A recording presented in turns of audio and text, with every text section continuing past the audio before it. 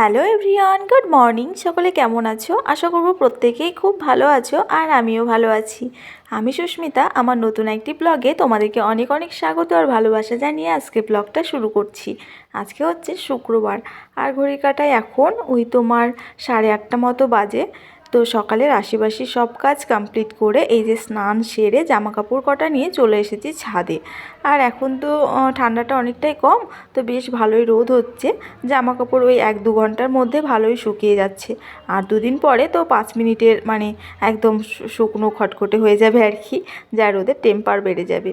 তো যাই হোক, এদিকে জামা কাপড় কটা মেলে দিলাম, তার আগে পাখিদেরকে খাবার দিয়ে দিয়েছি। বেশ অনেক দিন পাখিদেরকে খাবার দেওয়া হয় না, তো আবার খাবার দেওয়া স্টার্ট করেছি। অ্যাকচুয়ালি শীতের দিনে তো ঘুম থেকে উঠতে সকাল সকাল উঠতাম, আবার মাঝে মধ্যে দেরি হয়ে যেত, তো পাখিদেরকে সেভাবে খাবার দিতে পারতাম না। তবে আবার এখন তো গরমকাল, এখন অনেকটাই সকাল সকাল উঠতে পারবো, তো সেক্ষেত্রে আবার পাখিদেরকে খাবার দিচ্ছি।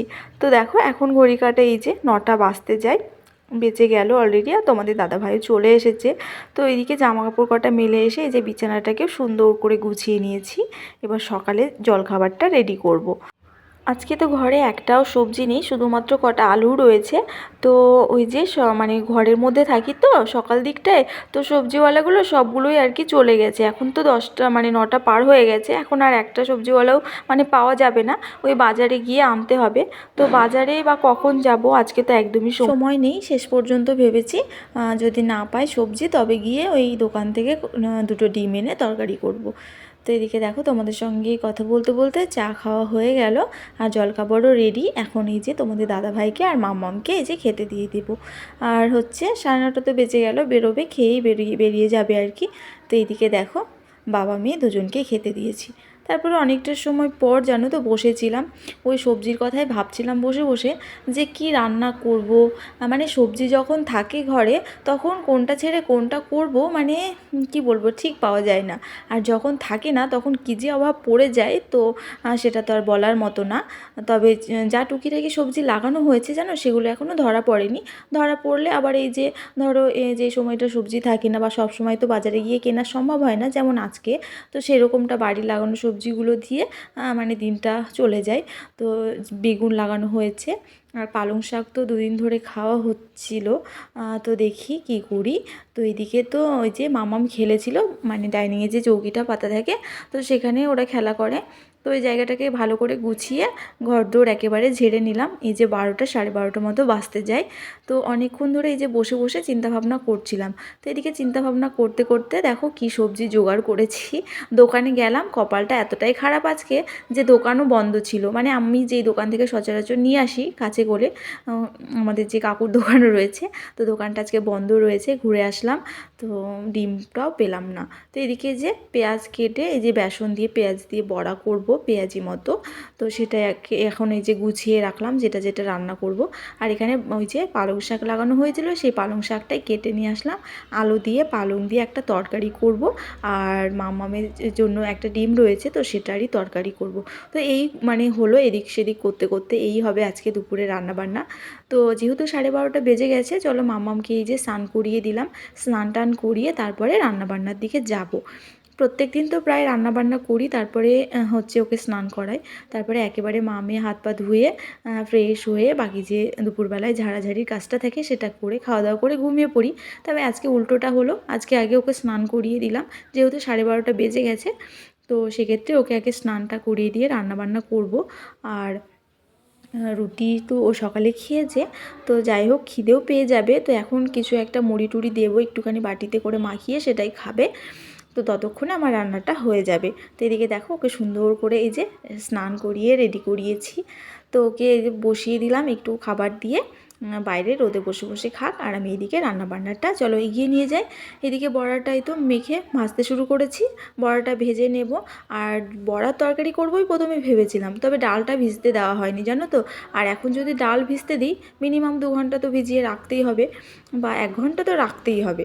তো সেক্ষেত্রে হচ্ছে তোমার কখন আবার রান্না করব, তাই আর কি বেসনের বড়া করলাম, এইটারই তরকারি একটু করে নেব।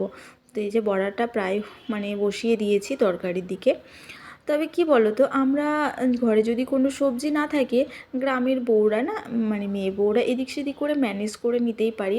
আর শহর বাজারে হলে কি হয়, ঘরে সবজি না থাকলে এই ঝটপট বেরোলাম, একটুখানি বাজার থেকে নিয়ে আসলাম, করে নিলাম। আর আমাদের বাড়ি থেকে যে সবজি বাজার একটু তো দূরেই, তো সেক্ষেত্রে সবসময় তো আর যাওয়া যায় না, তো এদিক সেদিক করে ম্যানেজ করতে হয়।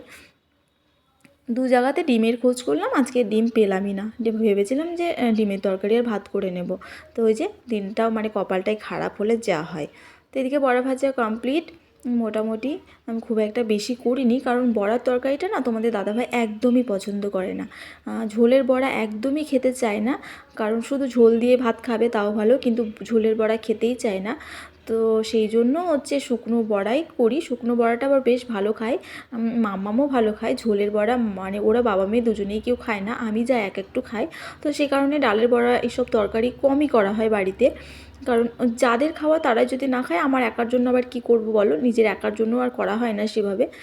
তবে আজকে অন্যান্য তরকারির সঙ্গে এইটা করলাম, চলে যাবে আর কি। ওই যে কথায় আছে না, গৃহিণী যদি সুগৃহিণী হয় তাহলে কিন্তু সংসারের অভাব থাকলে, হাজার অভাব থাকলেও সেই অভাবটা বুঝতে দেয় না বা বোঝা যায় না, তাই তো?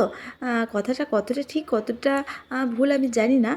আর আমার 6 বছরের বিবাহিত জীবনে আমি এই যে মানে সাংসারিক জীবনে আর কি সুগৃহিণী হয়ে উঠতে পেরেছি কি না জানি না, তবে আমার সংসারে, আমার এই ছোট্ট পরিবারের মানে পরিবার নিয়ে একটা ছোট্ট সংসারে কখনো অভাব অনটনটাকে না আমি বুঝতে দিতে চাই না, কাউকেই চাই না। সবসময় নিজের মধ্যে রাখি এবং সব দিকটা নিজের মতন করে সংসারটাকে চালানো আর চেষ্টা করে থাকি। দেখো, অভাব অনটন প্রত্যেকটা সংসারেই রয়েছে, সে ধনী হোক বা মানে গরিব হোক না কেন। ধনীদের মতো অভাব, আর গরিবদের মতো অভাব, তাই না? প্রত্যেকটা সংসারে কিন্তু অভাব অনটন, ভালো খারাপ এগুলো নিয়েই কিন্তু সংসার জীবন। তো আমার সংসারেও রয়েছে, তবে সবটাকে গুছিয়ে মানিয়ে নেওয়াই হচ্ছে আমাদের গৃহিণীদের প্রকৃত ধর্ম, তাই তো? তো দেখো, এদিকে তোমাদের সঙ্গে গল্প করতে করতে আমার এদিকে রান্নাও কমপ্লিট হয়ে গেছে। তো এই যে আলু পালং দিয়ে তরকারি করেছি, আর এই যে বড়া, শুকনো বড়া রেখেছিলাম তোমাদের দাদাভাইয়ের জন্য, আর করেছিলাম ওই যে বড়ার তরকারি, সাথে মামামের জন্য একটা ডিমও দিয়েছি। তো গুড ইভিনিং বন্ধুরা, অনেকটা সময় পর আবার ব্লগটা কন্টিনিউ করছি। দুপুরবেলায় খাওয়া দাওয়ার পর ঘুমিয়েছিলাম, তারপরে বিকেলের কাজকর্মগুলো এখন গুছিয়ে নিয়েছি। এখন সন্ধ্যা ওই 6:30 মতো বাজতে যায়। এদিকে আমাদের চা খাওয়া কমপ্লিট হয়ে গেছে। চা খেয়ে এইদিকে এখন তোমাদের দাদাভাই টিফিনটা গুছিয়ে দেব। দুপুরে যা রান্না করেছি, ভাত তরকারি, ভাত অনেকটাই রয়েছে, কারণ হচ্ছে তোমাদের দাদাভাই আসার পথে আজকে 2 প্যাকেট বিরিয়ানি এনেছিল। তো 1 প্যাকেট তো দুপুরবেলাতেই আমরা খেয়ে নিয়েছি, আর 1 প্যাকেট এই যে রেখে দিয়েছিলাম, কারণ 2 প্যাকেট একসঙ্গে খাওয়া তো সম্ভব না। আর বিরিয়ানি জিনিসটা এমনই একটা খাবার যেটা কিন্তু দেখবে অল্প খেলেই পেট ভরে যায়, পরে আর কোনো কিছুই খেতে ইচ্ছে করে না। তো সেই হয়েছে ব্যাপার। তো এখন এই যে 1 প্যাকেট থেকে অর্ধেকটা তোমাদের দাদাভাইকে প্যাকেট করে দিচ্ছি, মানে টিফিনে দিয়ে দিলাম। ও রাত্রেবেলা এটা খেয়ে নেবে, বলছিল যে দিতে হবে না, তবু এতটা তো আমরা মামে মিলে খেতে পারবো না। তো সেক্ষেত্রে তোমাদের দাদাভাইকে অর্ধেকটা দিয়ে দিলাম, আর অর্ধেকটা রাখলাম। রাত্রেবেলা এটাই আমাদের ডিনার হয়ে যাবে, আর ভাতটা পুরোটাই থেকে যাবে। চা খাওয়ার পরে এখন এই যে বিস্কুটটাকেও ঢেলে নিলাম, আর আজকে ব্লগটা এখানে শেষ করলাম। দেখা হচ্ছে পরবর্তী ব্লগে। সবাই ভালো থাকবে, সুস্থ থাকবে। চ্যানেলে নতুন হলে সাবস্ক্রাইব করে পাশে থাকবে। Tata, good night.